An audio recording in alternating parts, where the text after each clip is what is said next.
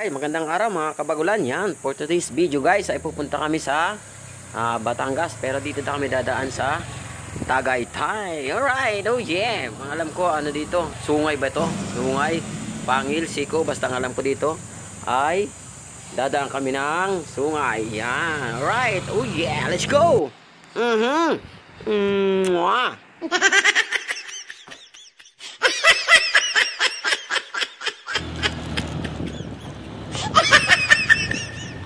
Yun, dahil first time ko ditong dadaan ay namangyan na naman ang inyong kabagulan.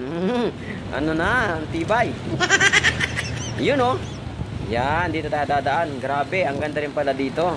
Sobra, na-enjoy ko rin yung mga liko-liko dito. Medyo maliit lang yung daan, pero kailangan nating mag-ingat ng sobra. Yun oh.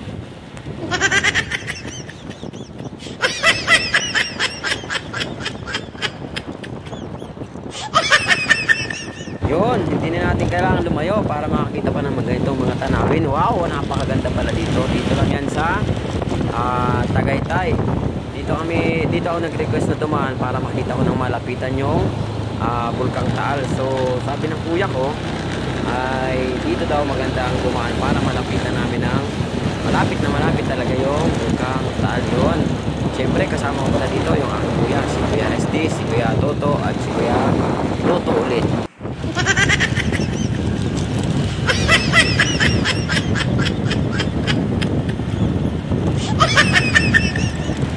Grabe talaga, nandito lang pala yung magandang mapapasyalan din. Isa sa pinakamagandang mapapasyalan din yun.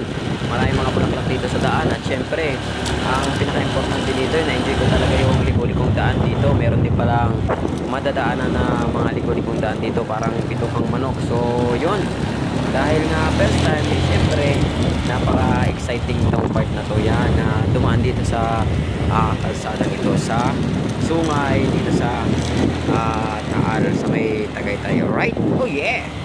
Wow!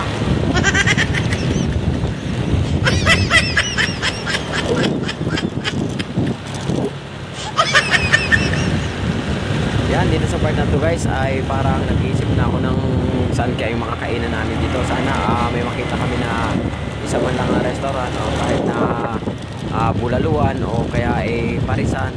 Yan, na makita namin para makakain na kami. So, medyo nakakaramdam na ako ng gutom dito sa oras ng mga to.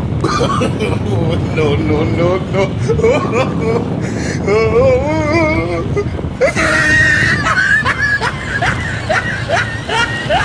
At yun nga mga kabagulan, sabi mga sa inyo, nagugutom na ako. Kaya ayun, medyo napapabilis na takbo ng motor ko dito. Nag-overtake na ako sa akin kuya. Alright, oh yeah, tingnan mo naman siya ng bago niya, parang pako.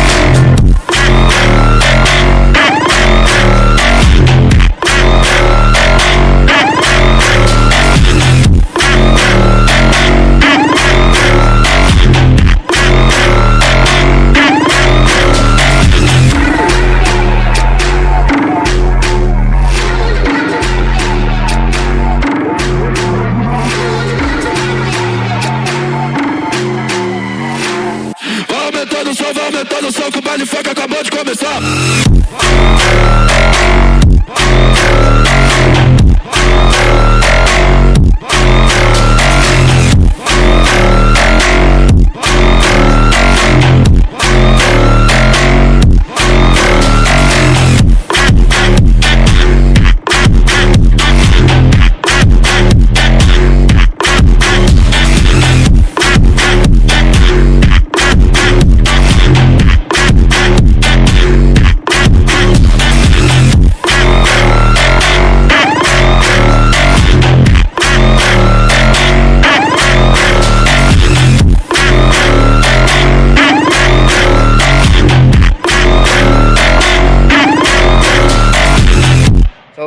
guys, nakita natin ang paborito nating puno, ang puno ng Lamio. Yan na. Guys, ang puno ng Lamio, yan. Yan, puno ng Lamio. So, yan guys, sa mga hindi nakakaalam, yung puno po ng Lamio na yan, ay dyan ko kinuha yung pangalan ng aking clothing line dati. Ang Lamio Shorts and Sportswear, yan. Yan ko po kinuha yan. At sa kasalukuyan ay nandito na po kami sa malapit sa Taal Volcano. Ayun po, yun. Ayun ang Taal Volcano. Alright? Oh yeah!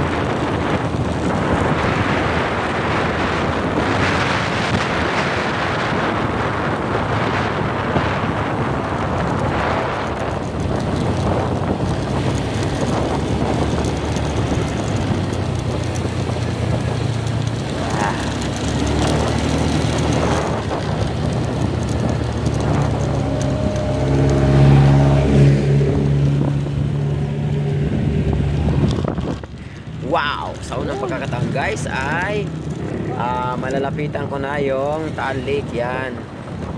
First time ko lang talaga makakalapit dito. Pagka dumadaan kasi kami dito sa Tagaytay, ay doon kami dumadaan lagi sa sa taas, sa may Fantasy World. Yan. Doon sa may castle. Pero this time guys ay dito naman ako nag-request sa aking kuya na dito kami dumaan sa malapit sa Taal Lake. Yan, para makita ko at masilayan ko itong napakagandang Taal Volcano. At saka syempre gusto ko rin madaanan dito sa malapit sa Taal Lake. So eto, andito na kami, nagbabaybay na kami dito sa gilid ng Taal Lake. Pero sabi niya doon sa may banda ron ay mas malalapitan pa namin yung vulkan. Sige, hintayin natin at itutur ko kayo dito sa Taal. Yan, sa Bulkang Taal. Yan, antabayan na yan, sa may banda ron daw ay mas malapit pa yung makikita natin yung Taal Volcano. At syempre yung Taal Lake ay makikita natin yung pinakang gilid talaga. Yan, samahan niyo ako, let's go!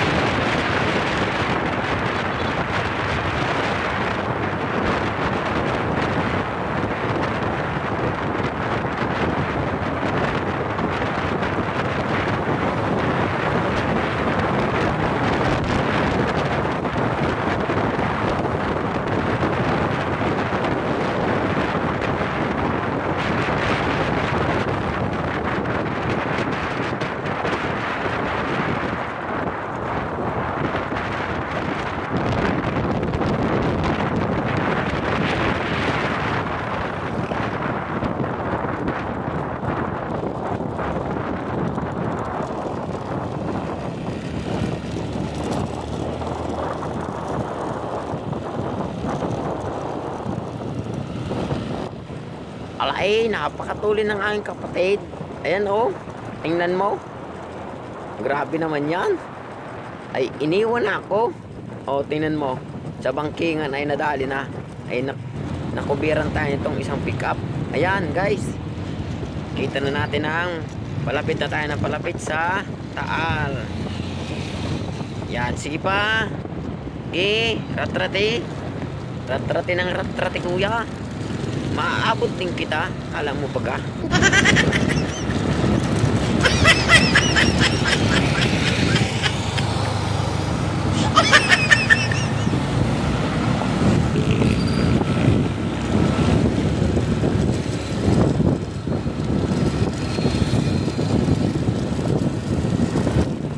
Oh, ano ka ngayon? Ay hindi ka rin nakasingit. Nakubiran din ikaw ng dalang sasakyan. Bawal mag-overtake dyan. Double solid line. Double solid, yellow line. Aw ka ma-overtake dyan. Delikado yan.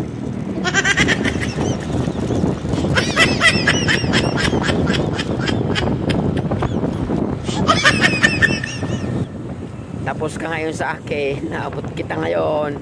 Wala ka nang malulusutan, maghanap-hanap ka ng malalabasan. Ha, ako'y meron ha. No, no, no, no.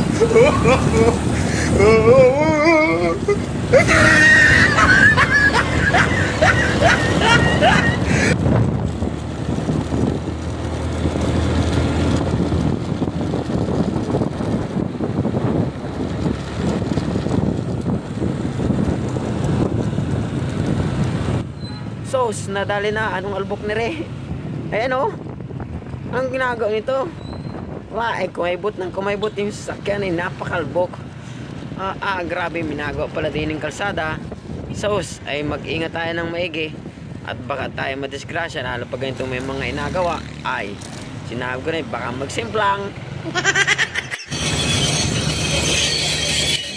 Ako'y napakatagal nang magmumotor. Ay nako, napakatakot talaga. Sobrang takot ko talaga dyan sa mga ganyang mga inagawang kalsada. Lalo yung mga lutang na buhangin. Naghalo dyan sa nasa ibabaw ng espalto, ng semento, ng kalsada. Tapos bigla mong madadaanan. Pag nagpreno ka, nako'y punas talaga. Ay grabe. So, ayan si kuya, o yan, naunahan ko. Brum brum brum brum. Tapos ka ngayon, naunahan kita ngayon.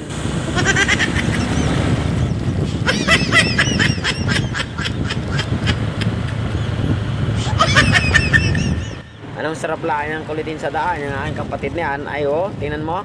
Sige, habol lang. Tapos ka dyan. No, no, no, no.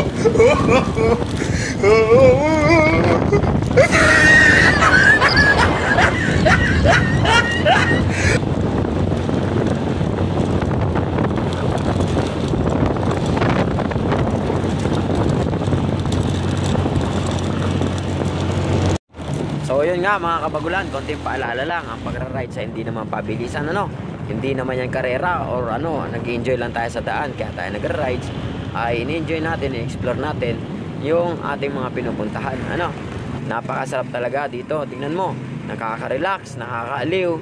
Yan, makikita mo yung yung napakagandang tanawin dito guys. Ito na yung pinakamalapit na nakita natin yung Bulkang Taal, itong lugar na to.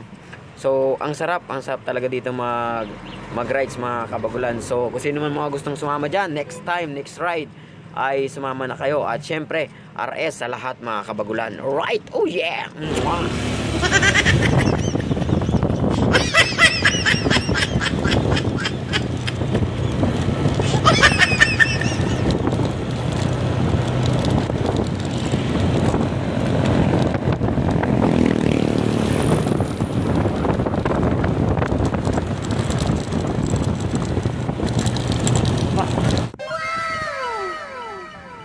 Yan, kami mga kabagulan, nag-stop over muna para namnamin at tingnan maigi yung Bulkang Taal. So, grabe, ang sarap talaga dito mga kabagulan.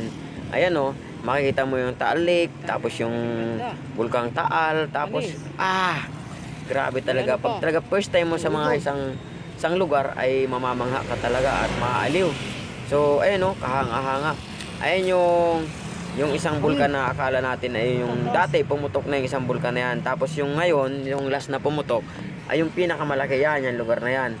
Yan lugar na yan ang pinakamalaking bulkan na sumabog nitong nakaraan. So ayan sabi ko sa kuya ko, tigil muna kami at yang gusto kong makita ng malapitan talaga yung bulkan.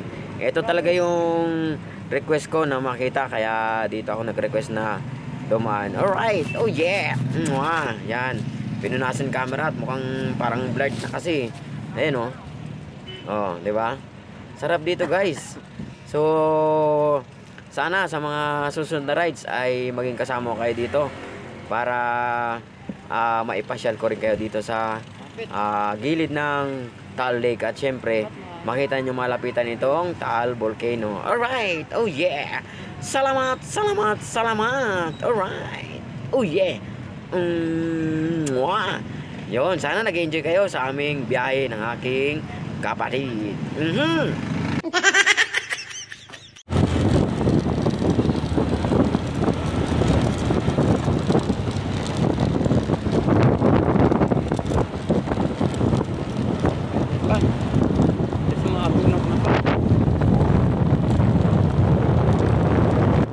So ito na guys, ito na yata yung pinakamalapit na nadaanan ko na malapit na sa sa Lawa. Yan oh.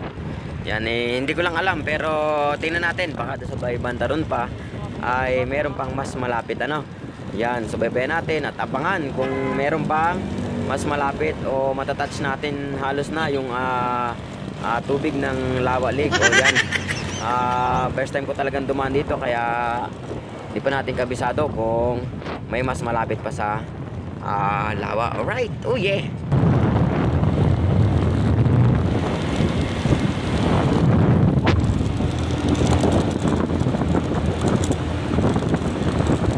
Ayun, meron pa pala. O, tingnan mo. Yan, ito pala yung pinakamalapit. O, may may guardhouse. At syempre, ayan o. Ito na pala yung pinakamalapit na madadaanan ng kalsada. At syempre, nakakita pa rin tayo ng bangkante motor. Ayun o. Yun, siguro yung ginagamit nila pang isda. Balita ko, napakaraming isda dyan na nagiging hanap buhay ng mga taga rito. Maraming tilapia na nakukuha dyan sa Taal Lake na yan. Yan o. Grabe. Ito pala yung pinakamalapit na sa Lawa Lake. Yan. No. Sa Lawa Lake pati. Sa Taal Lake, yan.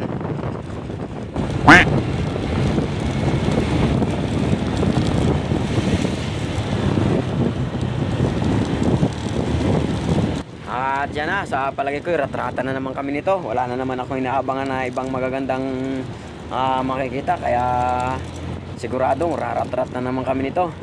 Takbong pogi na naman. Alright, oh yeah, let's go.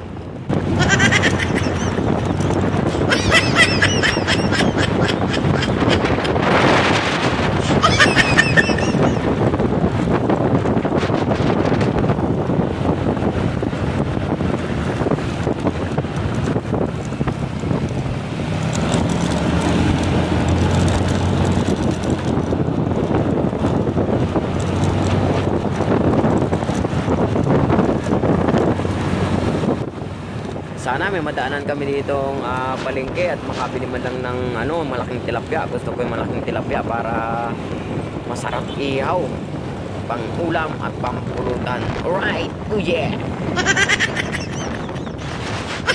So, wala man lang kami nakita. Wala nakita ang palengke. Ang ginawa namin ay uminom muna kami dito ng buko at talagang uhaw na talaga mga kabagulan.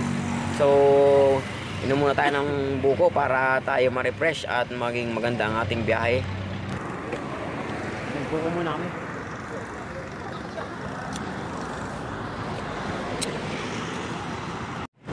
So, andito na kami guys sa Lemery, Batangas. Yan. Takbong pogi lang tayo dito dahil malapit na rin tayo doon sa ating pupuntahan. Kaya hinay-hinay lang ang takbo. At syempre, malapit na ang piyesta dito. Advance happy Fiesta sa inyong mga taga Lemery, Batangas. Alright, oh yeah. Mwah. Yan ay from inyong Kabagulan. Alright, oh yeah.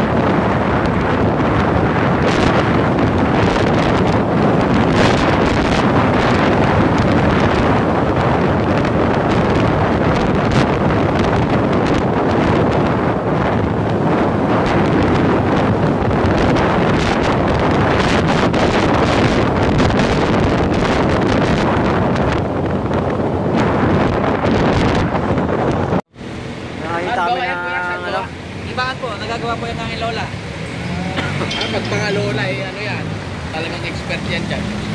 Yan. May nakakita kami ng leche plan. Sarap na pasalubong. Dahil sa mga mababait na taga Batangas. Buy one take one.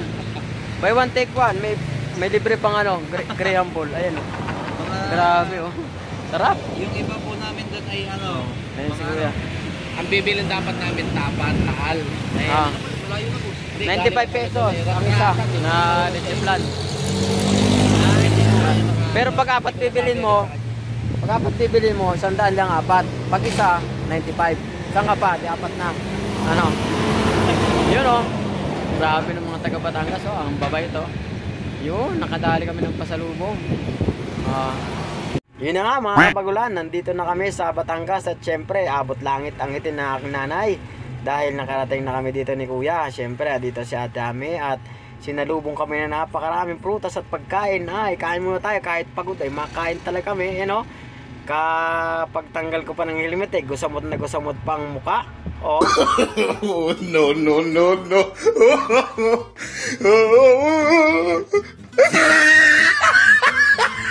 So tara mga kabagulan, kain tayo ng mangga. Sarap nito. Grabe, pasawa na naman dito sa mangga. At syempre buong araw naman ang abutin nito.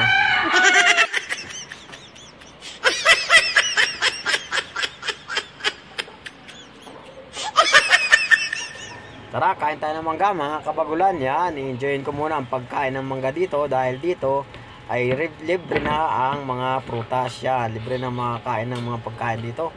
Nandito lang sa gilid-gilid, may mga prutas dito. May avocado, rambutan, meron ding papaya, may mangga, jamingo, meron ding manggang kalabaw. Yan. Maraming salamat guys sa panonood ng aking video. Salamat! Salamat! Salamat! Mwah!